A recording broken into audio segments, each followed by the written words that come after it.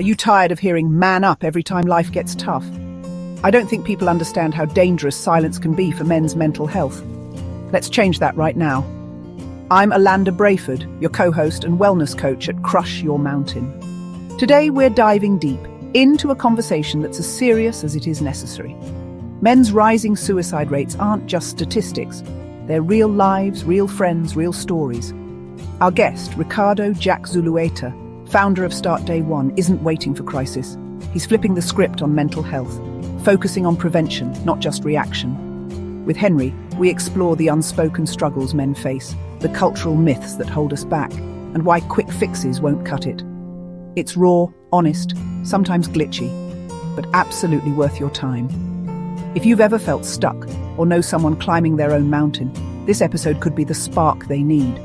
Remember, help is out there, and if you're feeling alone, hemmed in, or sad beyond measure, reach out to someone. Henry, myself at Crush Your Mountain Coaching, a therapist or even a caring and wise friend will do our best to help you see things differently, find an easier path, or just be the sounding board you need to keep picking away at you mountain. Reach out, because you're never climbing alone. So take a breath, and let's crush that mountain together.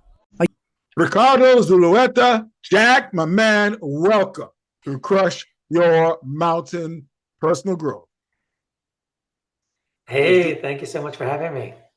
Yeah, well, you know, you're an amazing guy. You're a serial entrepreneur, and you've come across some situations that made you take on a very timely issue, and that's important.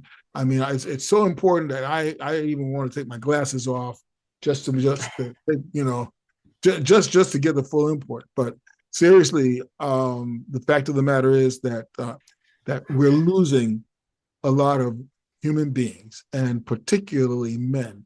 And maybe you can tell us what's happening. Yes, so we're just doing everything wrong when it comes to suicide prevention and really the overall mental health aspect. The best way to explain that, so where I'm coming from, like he said, I'm a serial entrepreneur, but I also started my nonprofit for mental health and suicide prevention, which I call Start Day One. The reason that came about is that, you know, when I lost my brother to suicide, I learned that depression and anxiety it's just like happiness. It's not the cause.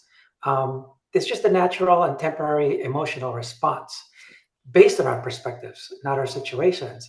That's why you always hear some rock stars committing suicide, while you see homeless people always struggling every day to stay alive.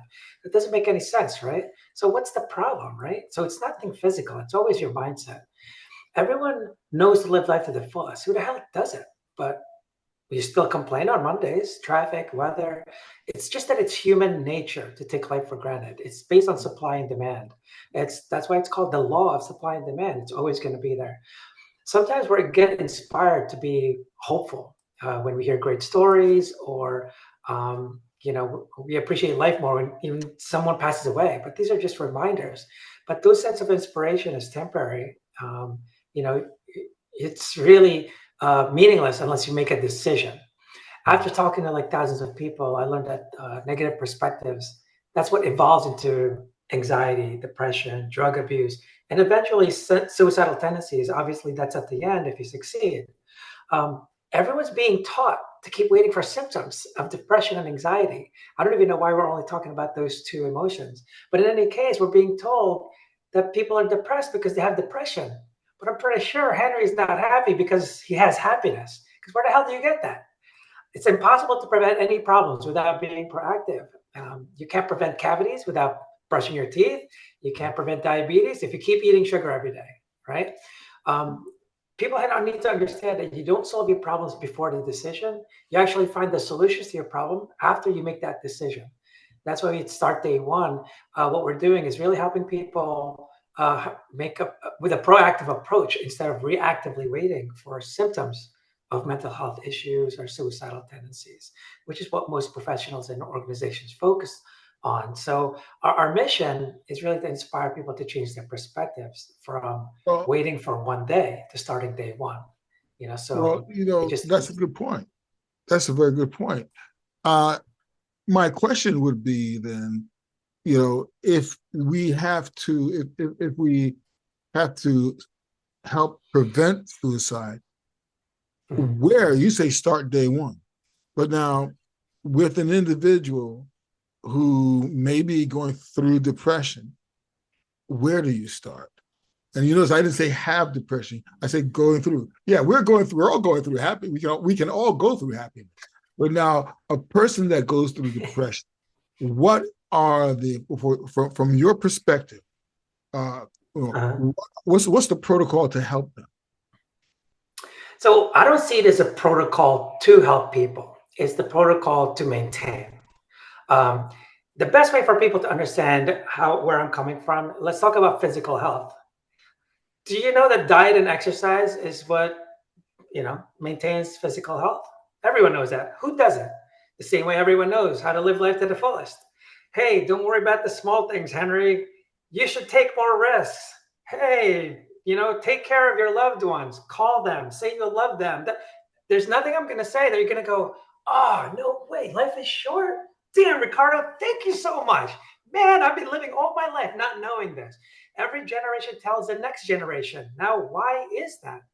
Because all these things are temporary. So the problem is our perspective on mental health itself. Now we're talking about going through depression. What the hell is depression? It's just an emotional response to your perspective. Response is the key word to that. You're not just happy because you're happy. You're happy because of a response as well. These are just all emotions. Same thing with envy. You don't just kind of come out of nowhere envious. You don't just out of nowhere become angry. You're responding to something, and that's your response. We just happen to be depressed because of your perspective. A lot of times, I like that you said going through, because people keep blaming things from the past, usually for problems, right? But really, what the problem is the future. Um, when you, yeah, when you're looking at it, right? Because this is what this is the three main things that I really need your listeners to understand. Number one, you have to be proactive to prevent any problems. Not only is being proactive great for prevention, it's awesome for prediction. If you tell a kid that he's a loser from 5 years old to 18, I have a good prediction we're going to have issues. But if you love them up, discipline them, all that stuff, I'm pretty good at predicting that this kid's going to be all right. So that's one. Number two is you have to remedy the cause, not the result. But everyone's always talking about the result, and that's why you end up uh, condoning this pills for profit, right? Because no one's talking about the cause of things right away. I've heard so many people on different podcasts that I've been on where they were given drugs before even finding out what the hell's causing the problem. Like, why do you feel this way, right?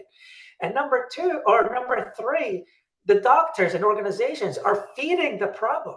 What they've told you is that, oh, Henry, I know exactly why you're depressed. It's depression. That's why now you have bad perspectives. That they just made the result the cause. Now you have this never-ending loop that you're never going to fix because it doesn't make sense to have the result as the cause also. What Well, people need to understand is that it's the reverse. It's not depression. You are depressed. That's why you have negative perspectives. You have negative perspectives, which is getting you depressed. Well, now you're in depression. And that's actually what's happening. Well, you say you mentioned the pharmaceutical or the medical industry, the Yeah. doctors, and there is a certain truth to that because in observation, what we find is many times they rather than attack that source, they attack the manifestation. In other words, just like you said, they're not, they didn't trace it back to what's caused it, what is the cause, and work from there, maybe help them change their perspective. It's more like, okay, we have this symptom and we'll give you this drug for the symptom. And then, okay, Right. well, for some reason that drug is doing everything it needs to do. So we need to give it another drug to help that drug to help you. But then that's not happening. So we need to give it another drug to help the drug that was supposed to help the first drug to help you. And That's in the it. meantime, the terrible side effects like tardive dyskinesia and other illnesses take place, and they want to give you drugs for that. So who's benefiting really? We're becoming Right. human cattle, and if you will, human chattel. We're just used Yeah. as as something to feed off of, feed the pharmaceutical industry, the medical industry. All But right. now, when it comes to, you mentioned um, speaking to the child a certain way, and that's very true. But now let's take an example. Now let's take an adult male, and maybe he's heard that. But more often than not, what I have experienced is the trauma that they have dealt with oftentimes. Uh, I had a good friend of mine retired from the police force. Fortunately, he did not take his life, but the trauma was still there. You could tell that the trauma, the experience was being relived when he began to tell you what was going on, what he experienced, what he walked through, what he stumbled upon in his beat as a cop during the 1970s and 80s, and the struggles that he went through, you see? And then talking to other individuals who have dealt with various major traumas, the big T traumas.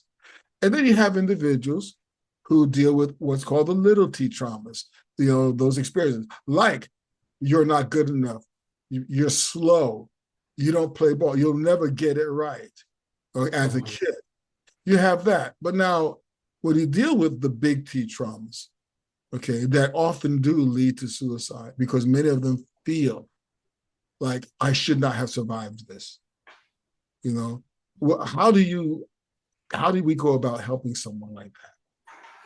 So again, to help people, it always comes down to perspectives because that's all that really changes. You look at any guru that you've ever loved, that became a motivational speaker, from Anthony Robbins to probably Les Brown. Nothing changed. They didn't eat a magic pill or food or anything. The only thing that shifted was their perspective. That is it. There's nothing magical about it, right? And that's our goal with this podcast, is to actually change people's perspectives on mental health itself. So you were mentioning before about traumatic events and stuff like that, with the doctors. We have to understand who doctors are, right? They're great for reactions, but they're not great for being proactive. Just to make you understand that, when we talk to doctors for physical health, I'm pretty sure no one calls up their doctor and says, "Hey, what kind of diet and exercise should I do this week so that I can prevent diabetes?" That's not what you do. You go to the doctor when you have diabetes. Now, when it comes to, when I mentioned pills for profit, I'm not saying I'm against it. So when you have diabetes, so just to make people understand, I'm not saying don't take insulin. Take insulin. But man, if you're still eating sugar every day, you taking those pills is kind of irrelevant because the cause is still there. So again, now we go back to the cause. Now we're talking about trauma. People are not getting suicidal because of the traumatic event itself. The cause is always a verb. Remember that. It is not a noun. It is not my dad. It is not the accident. That's not the trauma. That's not what's causing it. There's something happening today, because if it's still a problem today, that means it's occurring today. It's actually how you're dealing with the trauma. That cause is always a verb in any situation, whether it's business or anything. The cause is always a verb. What is happening right now, and obviously, because we're talking about mindset, it's your way of thinking. You're thinking blank. And that's what's really hurting you, because there's a lot of people that's gone through the same trauma. Is it guaranteed that they're going to be suicidal? No. Then why do you keep looking at people that are getting suicidal rather than the people that got out of it? Let's figure that out, because people tend to focus, because we're in this coddled culture.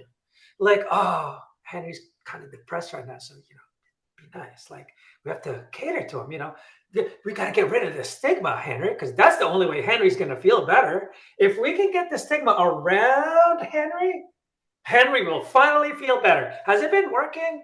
I researched this. I was looking at it, and it was like in the 90s, we started talking about stigma. Hasn't improved.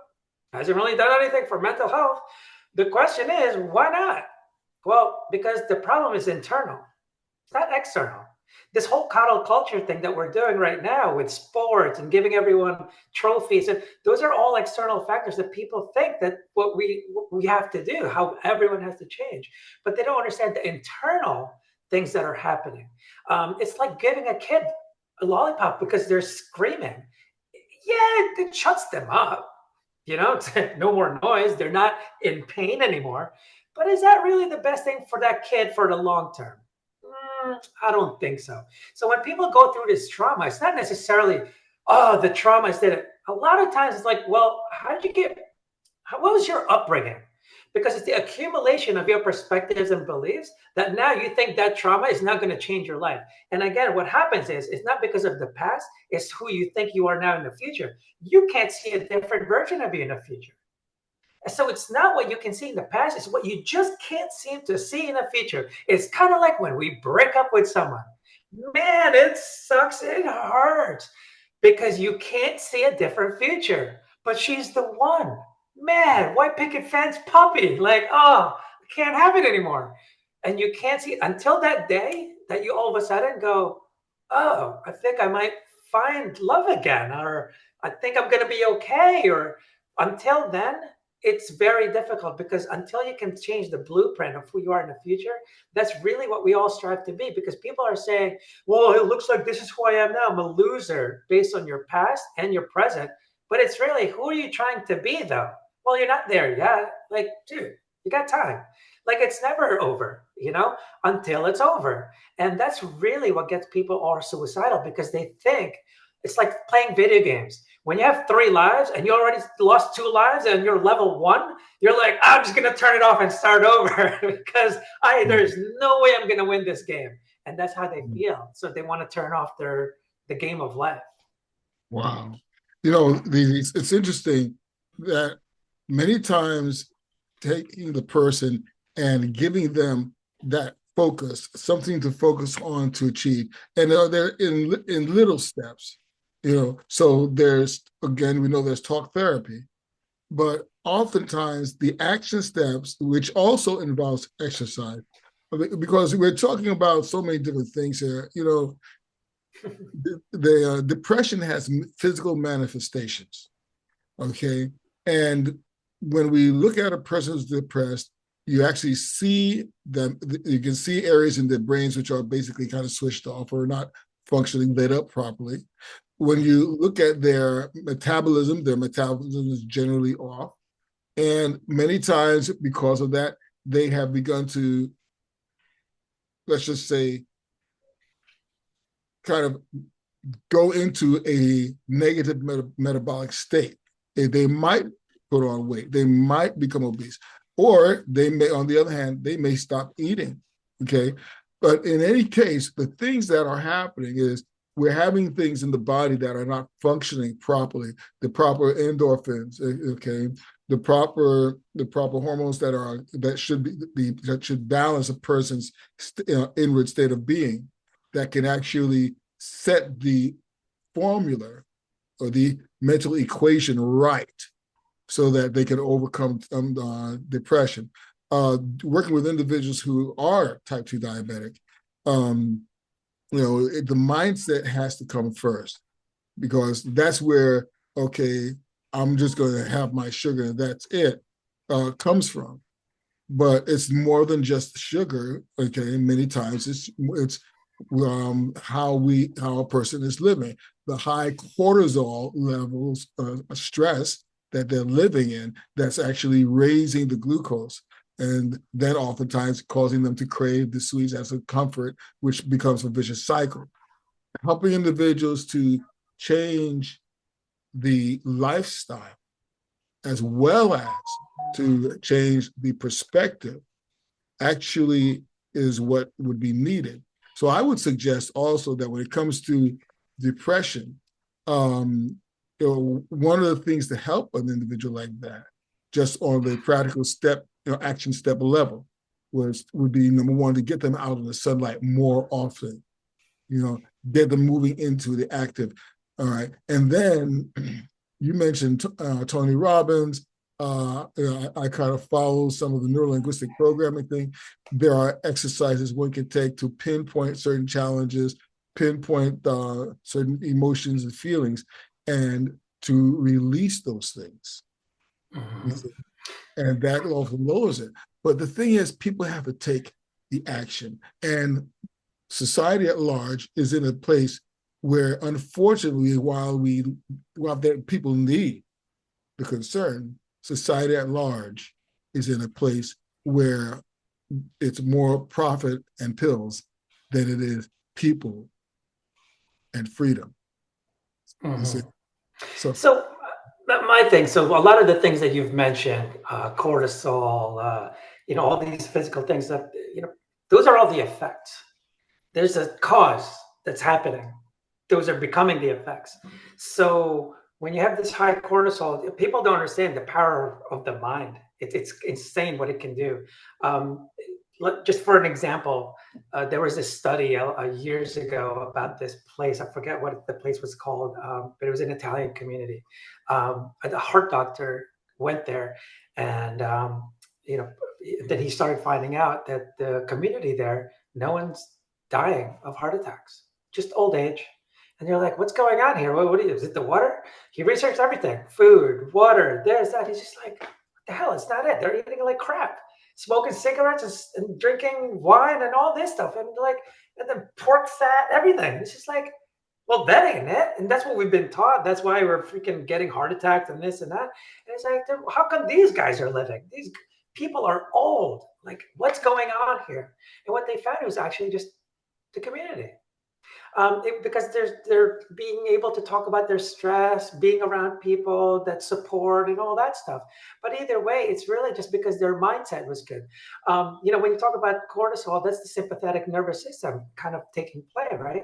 It's the fight or fight. For people that don't know, it's the fight or fight system or freeze.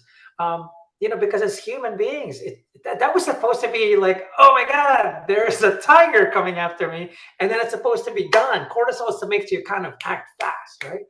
But what we do is, like, after an accident, for example, oh my God, almost died. And then all of a sudden, like, oh my God, insurance and this. And what if I did die? And with this? And it's like, dude, the accident's over. Like, what's going on? Like, why are you carrying it on? You lived and you're still here. The tiger didn't get you.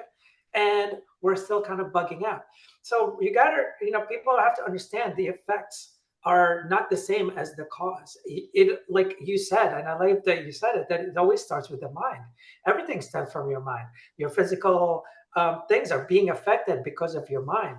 So that's one thing. And then when you were talking about actions, so the biggest thing that we're not pushing as far as in mental health is that we're not pushing for accountability.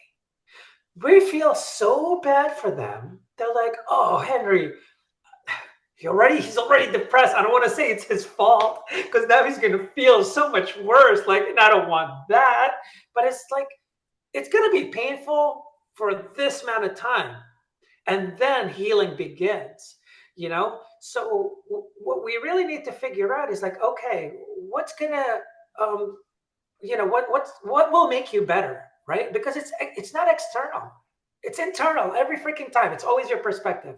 So when you're blaming other things, especially when you're in a bad place like that, we love excuses. Love excuses. We hate accountability. It's never our fault. I've gone through it. We always go through it. Like, oh, freaking this, that. If only this developer didn't do this. Like, and you get kind of crazy about life. And really, like, well, what can you do about it? Like, well, what are you going to do? So people that are depressed today, I want to see, like, what did you do this month? What did you do to get out of it? It's like someone that's being obese and I'm out of shape. Well, what did you do? What are you doing? What do you keep doing? Is it because of 10 push-ups? But here's the thing about it. Now, and I don't disagree with you. The other challenge with that is that that we're talking about individuals that need direction and motivation. And with mindset, it has to start here and here. A person has to be motivated to work. What happens oftentimes with individuals who are depressed, the state of depression becomes so comfortable that they don't want to move beyond the discomfort. You see? So So how do you address helping an individual that when and we want to point the direction, give them something to do. So how do you help that person? so let's go back real quick. So, we're talking about this stuff, and it has to be the change of perspective, right? That's where really it has to start, because when you're when you don't know what depression is and what you think it is, and it's because it's something that's in you. Because oh, Henry, you're depressed. You have depression. All right, how do you start, Henry? Where is depression? Where do I don't know how to fight it because I don't know where it is. I don't know how to fight it. Like, because you just told me that that's the cause. It's like, yeah, but it's not. So in any case, it's about the accountability, right? Because we love excuses, we hate accountability. So that's the very first thing is people have to understand it's accountable, is that you're accountable for it. You're in control of it. Because when people take away accountability, what they don't realize they're also taking away is hope. Because I just told Henry, oh, dude, you got depression. There's nothing you could do about it. Well, what do you think you're going to go with? Of course, pills, because there's nothing you can do about it. Well, what can someone else do about it? Nothing. Oh, but a pill might. A pill might. But what all you're doing is altering your chemical balance, right? But that was just the result. The same way insulin is, chemically helping you out because of your diabetes. But is that the cause? I think I'd rather you stop eating sugar like crazy and maybe exercising, getting some sleep and all that stuff than taking insulin. But I'm not going to tell you not to take insulin when you're really bad. Again, everything I speak about is about prevention. You're talking about reaction. Doctors are awesome at reaction. When you're already completely depressed, they're probably better than me. I'm all about prevention. But what people keep doing is, hey, Ricardo, what symptoms do you look for when someone's getting suicide? Like, what do you mean? Give the kid a hug today, even though the kid is happy. Why are you waiting? Like, oh, not yet. Don't give the hug yet. Let's make sure the kid's not coming out of the room and then go, come here, give me a hug, thank you. And that's not what we do, though. We're being taught to wait for symptoms every freaking time. And that's not how it works. And so we're in this kind of thing of like waiting. It's like not telling your kids to brush their teeth every night. And you're like, oh, no, it's okay. Don't brush your teeth. Let's look for symptoms of cavities. When your teeth are hurting, let's start brushing. But you think it's probably too late? Yeah, it is. And so that's not actually going to work. So accountability is something we really need to focus on in helping people. That's the very, very first step, is letting people know you're accountable, man. It's your call. What are you going to do about it? Now, the problem is it's very overwhelming. So that's where we're at. How do you get someone? You cannot motivate someone right away. You don't motivate someone to be better, because they have to make the choice to be better first. And the way you do that is by shifting their perspectives. If you motivate them before that shift in perspective, you are annoying. It's kind of like you just broke up with someone and they say, Henry, let's go out, man. Come on. Whatever with that girl. You'll find someone else. Let's go out. Nah, man, I'm good. Because you're still trying to go through this process, this feelings, right? It's the whole, you go through DABDA, the stages of grief, You have denial, anger, bargaining, depression, and then acceptance. When people are depressed, I tell them, good, you're almost there. Depression is always the last stage. It's the hardest part, After that is acceptance. It's the only positive outcome out of all the stages. And that's what you're trying to be. You want to get to the acceptance of everything. And so that's really what we really need to focus on, So we really have to tell people you're accountable for it and you got to do something about it. And tell me right now, what are you doing about it? Let's start small. That's why I start day 1. That means there's just day 2, day 3, day 4. Dude, you're not going to get rid of depression tomorrow. And it's not going to be something you get rid of. You got to change your perspective on it. But when you can't get rid of an emotion, that's insanity what people are doing. Trying to get rid of depression, trying to get rid of anxiety. Here's the question. I understand that. Now you have your nonprofit start day 1. How does start day 1 help individuals to develop the mindset shift. What does Start Day One do? So basically, what we're doing now, right? We're trying to change people's perspectives. The whole goal is to shift people's perspective. And how do we do that? Through communication, right? So how do we do that and scale it out? By doing podcasts like this. This is part of the Start Day One. That's why I am doing this. This doesn't help my business. This doesn't do anything. All it's doing is helping people's perspective out there. They're not here to buy anything. I'm just here to change their minds and shift their mindset. And that's it. And that's really the entire goal of what we're trying to achieve here is change people's perspectives, because that's how you prevent suicidal tendencies. That's how you prevent mental health issues. But everyone's still waiting. Hey, Henry, call 1-800, suicide. Not yet. You're not that depressed, Henry. Jesus. When you have like a rope and you're looking for it, call me, all right? But not yet. Not yet. Yeah, that is the challenge. That is a challenge, because if a person is going to is those that want to do that, those that are pushed to do that, they just often do. When those that are seeking a way to keep from doing it, those are the ones that will make the call. The trick is to help a person never to get to that point. And I think that's where Start Day One comes in. And that's a powerful thing, because people often need intervention before they realize they need intervention. So that's a great thing. Tell us, Ricardo, you've been a serial entrepreneur, so you've opened and established several successful businesses. Now you have Start Day One. I have one more question I want to ask you as we close the show. We're really happy to have you with us today. You bring the fire, and you bring the fire, and I suspect it's probably from some of that good old spicy Filipino food. But that's neither here nor there. We got to go get some food afterwards. But I've got one more question to ask. Yeah. Okay. Ricardo Zulueta, what does it mean to you to crush your mountain?